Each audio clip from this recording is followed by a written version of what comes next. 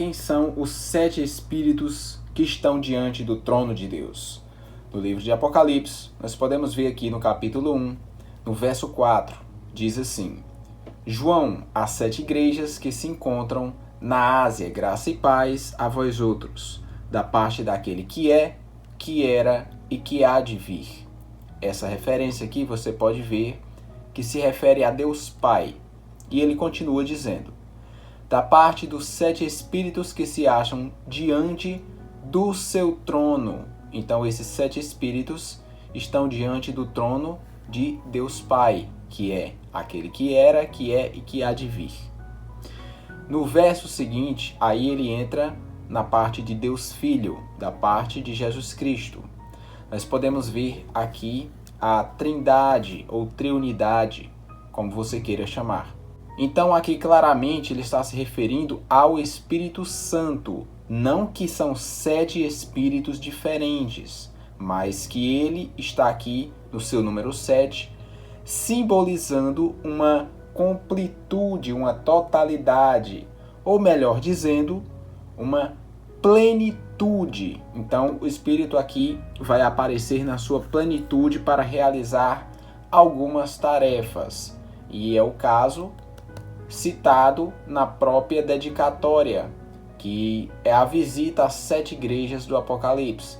Há quem acredite que essa visita não foi apenas local naquele tempo, mas ao longo das eras, esse Espírito foi interagindo de formas diferentes com as igrejas ao redor de todo o mundo.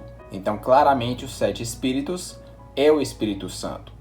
E não quer dizer que o Espírito Santo se divide em 7 pessoas diferentes, porque ele é apenas uma das pessoas da divindade. Nós podemos ver no livro de João, capítulo 3, verso 34, que ele não nos dá o Espírito por medidas, ele dá completamente. Em Colossenses, capítulo 1, verso 19, ele fala que Cristo tinha toda a plenitude.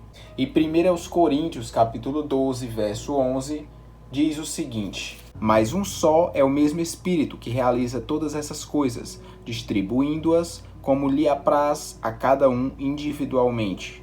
Então, claramente, o número 7 estará simbolizando uma completude, uma plenitude, uma totalidade concentrada ali.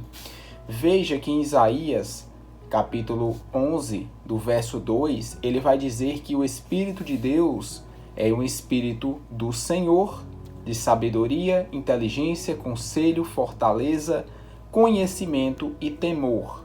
Ele se divide aqui, vamos dizer, nessas características, nesses atributos. Não que ele haja individualmente em cada um deles, porque nós já vimos que quando ele vem com tudo, com toda a sua plenitude. Se você buscar em Zacarias, capítulo 4, você vai ver que aparece 7 lâmpadas, 7 olhos. E esses 7 vão simbolizar o Espírito de Deus rondando sobre a terra, também simbolizado por muitas outras coisas, como o azeite, como a água, como o vento e muitas outras simbologias. Então é uma completude interna e externa, no sentido de que ele tem todos os atributos e também pode estar localizado em toda a terra, fazendo tudo e vendo tudo.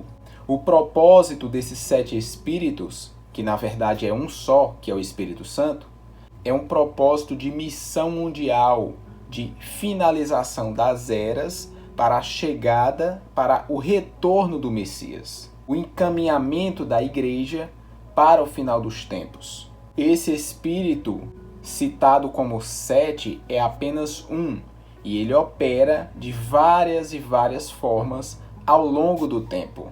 Então lembre-se, sempre que aparecer o número 7, não necessariamente significa que são 7 etapas ou 7 personalidades, mas sim uma plenitude concentrada em um só lugar, em uma só pessoa, que nesse caso é a pessoa da divindade, que nesse caso é o Espírito Santo, conhecido entre nós como uma das pessoas da divindade de Deus. Aqui ficamos nesse breve e curto estudo e posteriormente trarei alguns estudos mais aprofundados sobre temas do Apocalipse. Espero que tenham gostado. Nos veremos nos próximos vídeos.